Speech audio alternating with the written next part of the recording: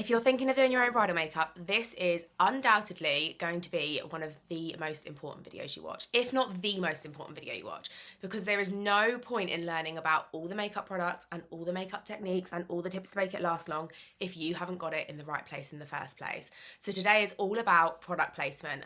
By the end of this video, you are going to know exactly where you need to place your makeup to give yourself that gorgeous, lifted, elevated bridal glow. Bridal makeup look will be perfect for you to wear on your wedding day, but also amazing for you to wear on your hen do, your bridal shower.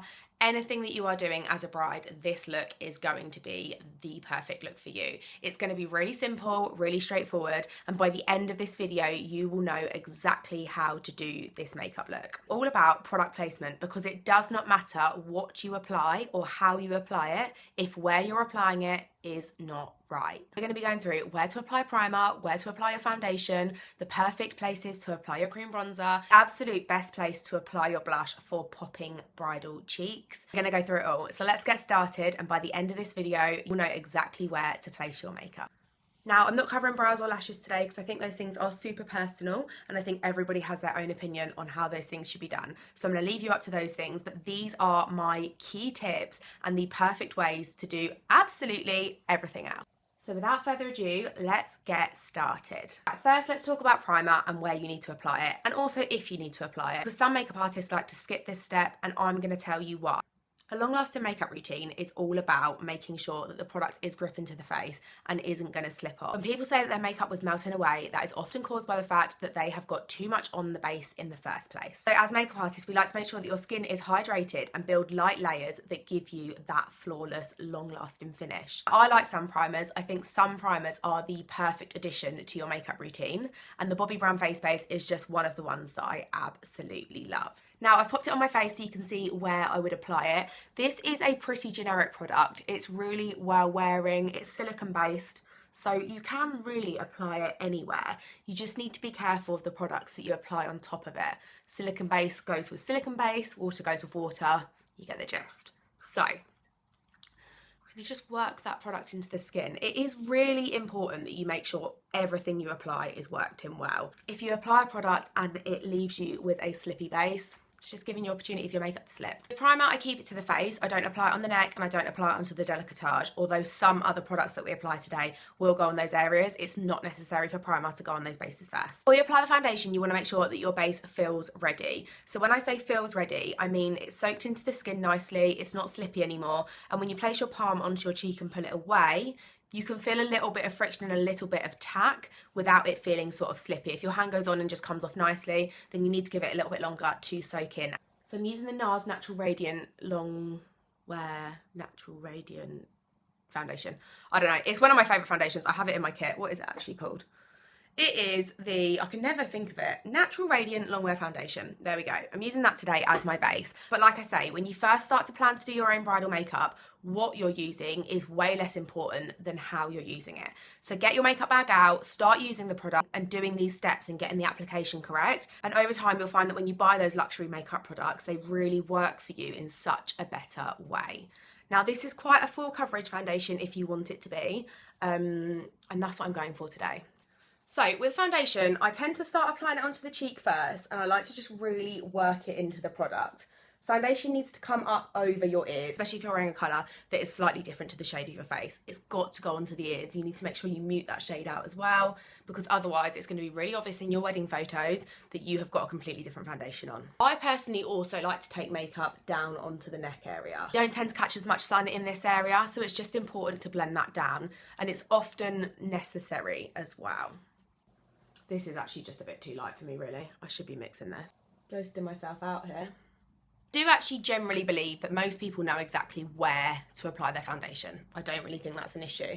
I think where the issue comes in is the product placement once you've applied your foundation. So that's what we're really going to be focusing on today. Once you've done your foundation, I know it can feel a bit daunting because your eyes look a bit ghostly, but it's so important you don't just go straight in with concealer. Concealer is a step that should be done later on down the line, and we've all been getting this wrong all these years. Next up, you want to use your cream or liquid bronzer. I would say cream, especially if you're not too experienced and you're doing your own bridal makeup. Cream is just slightly more forgiving than liquid. Liquid tends to move around a little bit more, so cream is a really safe bet. If you pop it in the right areas, you're very, very likely to find that it stays in those areas and you can work it in those areas, rather than liquid, which does tend to have a bit of a tendency to move around a little bit. Is such an important step to get right, because bronzer is not contour. They are different. Contour has a very sort of taupe and greyish sort of undertone. It should almost look like a shadow when you apply it onto your face.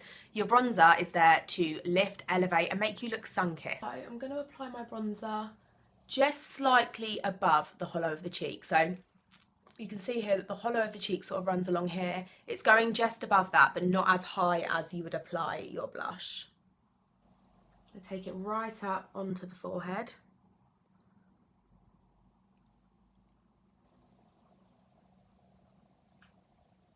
Also take a little bit onto the temples here and down centre of the nose. Now I'm just using the same brush that I used earlier. I'm probably going to need a bit more than what I've applied on here as well. I did it like this so that you could see exactly where your cream bronzer should go, but I'm probably going to need a little bit more than that because, let's be honest, your gal is not this pale normally. See here, even when I'm starting to blend out where I'm applying it, so it's not on the top of my cheekbone where your blush is going to go, but it also isn't coming right into the dome of your cheekbone either. Bronzer's all about making you look sun-kissed. You just want to look effortlessly sun-kissed and like you've been out in the sun, so you want to apply it to the areas that obviously catch the sun. Now, if you mix up your contour and your cream bronzer, you actually do have to start again. I am a big believer that you can save most things. You can't save that. Contour is designed to create a shadow on your face, so you want to apply it in the areas that you would naturally get a shadow. And for it to be the right colour for you, it should look like a shadow. If you apply it, it should immediately look like your face is casting a shadow on itself. Bronzer is the complete opposite. So bronzer's there to enhance, make you look sun-kissed and make you look gorgeous, healthy, glowing. I don't often apply contour onto my brides. I very, very rarely do it.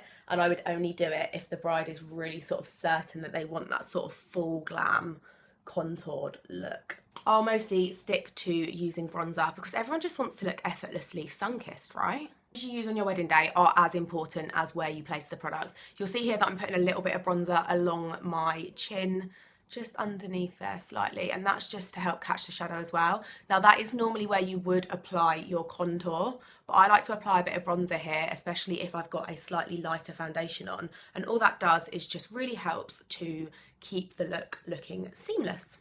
Just working that product in down the nose now. Actually just super lazy, so really you would get a thin brush and do this with a thin brush. That's what I'd recommend that you do, but your girl likes to save time. So I just pinch my brush like this. So I really like to take a tiny bit of bronzer just underneath the lip here.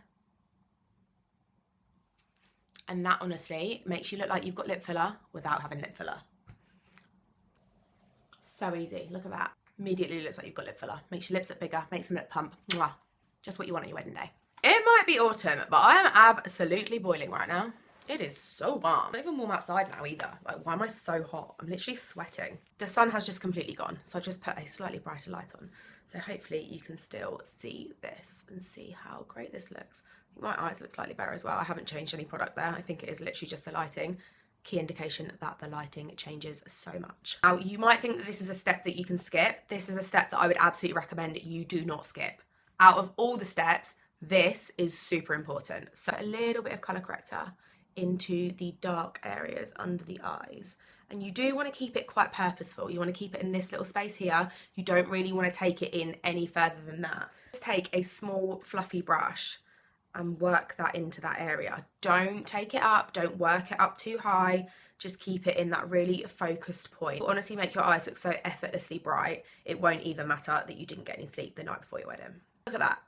Look how different that immediately looks. Like I say, I haven't taken that any further than sort of like, if we go by the fact that it's going no further than the centre of your pupil, that's probably a really good base to go off of. I actually do sometimes like to take colour corrector onto the eyelid as well. If someone's got a really dark eyelid, then I will sometimes do that. For me, concealer is enough, so I'm not going to do that today.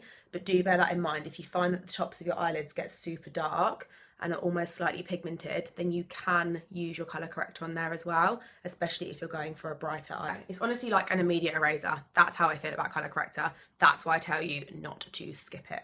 So now we're moving on to concealer, and concealer ideally needs to go, what's that all about? Concealer needs to go into the areas either you want more coverage, so areas that you want a little bit more long lasting, or areas that you're trying to sculpt. A concealer should be lighter than your foundation by 1 or 2 shades. So if you've got that, then it is going to really help to give extra dimension and definition to your face. So we're going to pop some here. You want to apply this just below where you applied your bronzer, into sort of the hollows of the cheeks. And this is the perfect way to sculpt your face. You really want to take the concealer up onto the temples of the cheeks, and then just take whatever is left on your brush, the smallest amount, and apply it underneath where you applied the colour corrector. Now I say underneath because you want it all to blend seamlessly, but you really don't want to go over the colour corrector and have so much product build up underneath your eyes. It's not necessary to use both. I then like to take it down the side of my nose and then over the top of my lip as well. Concealer in the centre of your forehead is so important because it just creates this really light and brightening effect, and it's a gorgeous shape to the face. I also like to do it here because I find that this is often the area that I get a little bit more greasy, and therefore I'm more likely to get a bit of wear.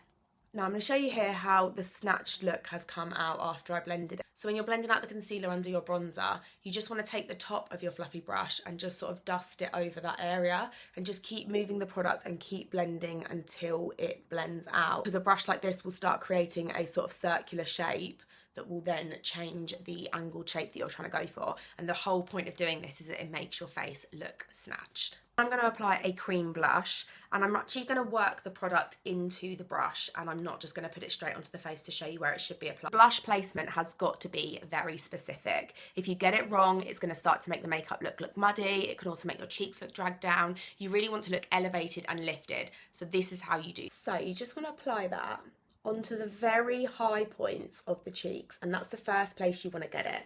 Now this is a peachy blush rather than a pinky blush, and it is so beautiful. Apply it right onto the top of the cheekbone, just there. Don't do anything else with it for a second. Do the same thing on the other side. So again, you're applying it right onto the top of the cheekbone. Apply all of the product that you want to apply. You can start working that in and blend. Now if you're new to makeup and blending is something that you struggle with, it might be worth getting a new brush to do this. So take a brush that doesn't have the product on it and just start to work it around in that circular sort of area. And once you've applied the blush in this area and you're happy with its placement, you then want to take a little bit onto the apple. And I say a little bit because you don't want to fill the apple, or else you're going to start to give yourself that sort of drawn down look. For those of you that don't know, the apple is this area here. It's a circular area, and that is originally where people would have applied blush. And just doing that tiny little finishing step and popping a little bit there, just again helps make everything look seamless, so that you get this sort of beautifully lifted, not drawn look. You've only got a tiny little bit of blush left on your brush. I recommend that you take a little bit of it just into the area above where the temple is, just directly above the brow bone. Helps to again make everything stay looking seamless. And I also like to take a little bit of that across the centre of the nose, just to help draw everything together. Now we haven't done anything with the eye yet, and there's a reason for that. I'm just going to take a little bit of the concealer that I had left on my brush from earlier, like that, into the eye socket. And this is just because I do have quite dark eyelids and I want to lighten them slightly. The eye look that I'm going to do today is really simple. Again, today is all about how to place your product. Take a little bit of the eye wand. You want to apply that directly onto the lid below the crease and not take it any further than where the eye comes to an end. Eye wand is a perfect way to do this for beginners because it is just so simple. They're so creamy that if you make a mistake, you just grab your concealer brush, dust over it and go again. It's really great. And then you want to start sort of picking a little bit of that product up on the brush and blending it out slightly. And I say slightly because if you start going all over the eye with it, immediately you're going to have that sort of messy, smoky eye that isn't the sort of look that you want for your wedding day. So just take that and start moving it around in that area. And you are only keeping it in the area that you already applied it to begin with. If you end up creating a little bit of mess there, don't worry about it. But once you're happy with how that area starts to blend out, you can then take what's on the brush, no extra product, and start working that into the socket. This is a great way to create a transition that will look super natural. Can you see that? Can you see how easy that was? See, as time goes on and you want to build the look up, you can apply a little bit more. You can start getting fancy with a bit of eyeshadow. I am going to show you today how to set this with eyeshadow, but that's all we're going to do. Setting this, I'm actually going to use a bronzer, and I'm just going to take that onto the brush, and I'm going to pat it over the area that I initially started applying the product. And then again, whatever's left on the brush, I'm just going to begin to take into the socket. And it really is that simple. For that perfect bridal eye that looks bright and pops and looks so beautiful, I'm going to take a little bit of pressed powder now, and this is a shade that I'm going to be using on my face. And I'm going to just lighten this area up quite a bit with it. So you want to pack a little bit of it into the brush, and then just apply it, take it right onto the inner corner and then onto the lid. Take it too close to the lash line. It's great when the lash line's slightly darker. Just a really, really simple bridal eye. It takes 2 minutes, and again, it's all about the perfect placement. Now, once you've done the top of the eye, we need to move on to the underneath of the eye. Again, I'm going to use the same eye wand, but just the eye wand this time, and actually just what's left on the brush should be enough. Take that and start working it in underneath the lash line. And we are going to apply a liner in a minute, and that'll just help to give a little bit of extra definition as well. The whole point of doing this step, if you don't know, is just to make the look seamless. So you can see here on this side that this is where the look kind of sort of cuts in, and you can see a clear transition between the eyeshadow and the concealer.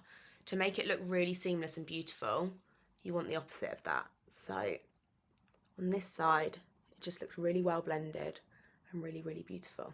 This is quite an advanced step, but it is one that I recommend that you practice and get good at, because it will really, really make your eyes pop in your wedding photo. If your eyes can be a bit sensitive and you've not tight lined your eyes before, then I'd recommend doing it before you've done any of your makeup. Do it first, and then you can always go in and touch it up if you need to. But once you've got it done, at least you know you're not going to cry and it's not going to ruin the whole makeup look. So you want to lift your lid, and you want to take a dark kohl pencil or a dark liner. This is a brown Charlotte Tilbury pencil. And you just want to start applying it into the lash line. Be clear, the point of this is to make the lashes look thicker and more full. So by darkening the skin that gets close to the eye, that's what you do, and it's called tight lining. It makes your lash line look much fuller. I don't know if you can see that there or not. You can see where I've applied it. Now, once you've done this, it's likely it's going to print into your waterline. If you like it in the waterline, then great, leave it there, that's no problem at all. If you don't, take a nude liner and then line that into the waterline, and it's a really good way of just brightening that area. Keep the makeup looking nice and hydrated. I am now going to take a finishing spray, and this is before I apply any powders, and I'm just going to do a quick spritz of that over the face, give it a moment to settle, and then move on to do lips. I wouldn't say that this is an essential step, I just like it. I think it really helps to mould the makeup together and blend the look together very, very seamlessly. Now for lips, I'm using Charlotte Tilbury Pillow Talk. This is brand new. I literally love opening a new lip liner. In your lips, it's really important to make sure that if you want to overline, that you only keep it in the centre of the lips. So you overline on the under part here. And if you did the step that I said earlier about bronzer, overlining will be a lot easier because it will just look a lot more flawless. So you want to keep the liner within the line for the rest of the lip. And again, when you do the top of the lip, you can overline where the Cupid's bow is. Now, I personally like to keep my Cupid's bow. I know a lot of people like to sort of blend them out a bit more, but I just love that beautiful, beautiful shape of a Cupid's bow. I think it's so ladylike and it's super pretty. I've overlined them slightly just there. And then again, I'm blending down and I'm keeping well within the lip line. Now, if you've done your lip line correctly, it should come onto the lip just slightly, and that's just to help blend the shades together. It's a Charlotte Tilbury lipstick, and I'm only going to apply it on the centre of the lip. This is a shade Wedding Bells. It's such a perfect bridal colour. Taking the lipstick right out over the liner, I've just sort of merged and blended those together.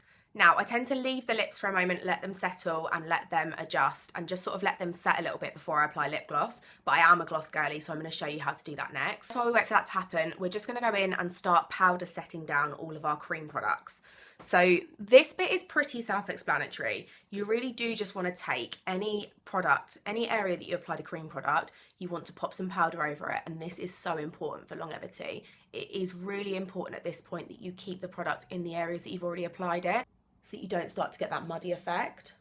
But this is a really gorgeous way to finish that look and make it look really beautifully put together. Then I really do go over every single point that I applied any cream product. I can't expect it to last if I don't do that. Creams are absolutely great for getting that gorgeous base, but longevity is all about building. A little bit of powder blusher and setting those down. And the last step, but probably one of the most important steps, is to take a pressed powder and apply that over all of the other areas. So anywhere where you've just got foundation and concealer, you need to make sure you apply this. And again, if you get it in the right areas and on the right angles, it'll really help you to have that gorgeous snatched look. So I recommend taking that right up onto your temple, taking it around the chin area as well. And if you have put makeup onto the neck, you can just put a little bit of that on it too. And again, that will just really help to keep it set in place. Now, once I've powdered, I like to finish it off again. So this is the Airbrush Flawless Finishing Spray. I'm just going to spray that all over. And again, this just really helps to finish and melt the makeup together. So it looks so, so beautiful. Now, I promised you gloss, but I can't find my gloss right now. So I'm going to show you how to do the same thing, but with a lip salve. I'm going to take a tiny little bit of this, and I really, even for the glossiest of lips, I take it in any further than the centre of the lip, because you don't want the product to bleed. It also just actually helps for it to be more long wearing as well. And that's the finished look. That is exactly where you need to place makeup products. Make sure that you get that gorgeous, effortless, snatched makeup look on your wedding day. I love this makeup look. Didn't use the most complicated products. I didn't use the most sort of, even the most expensive products. I just used products that I know are really reliable for creating a look like this. And here it is. It's exactly how you want your finished makeup on your wedding day to look. And that is why product placement is so, so important. If you want a look that is effortlessly snatched on your wedding day, then learning these steps will be absolutely integral to your makeup routine. I'm Zoe, bridal makeup expert, and this is my series, So You Want to Do Your Own Bridal Makeup. My 6-part series that is teaching you all the steps that you need to know to get a long-lasting, beautiful makeup look on your wedding day. If you like this video, then please do like, and feel free to comment if there's any additional tips that you need or any further advice that I can give you. I have still got 4 more of these videos left, so I can definitely integrate some of your questions into the next video. And so you don't miss it, please subscribe to my channel, and then you will get notifications when my next video goes live. I look forward to seeing you in the next one.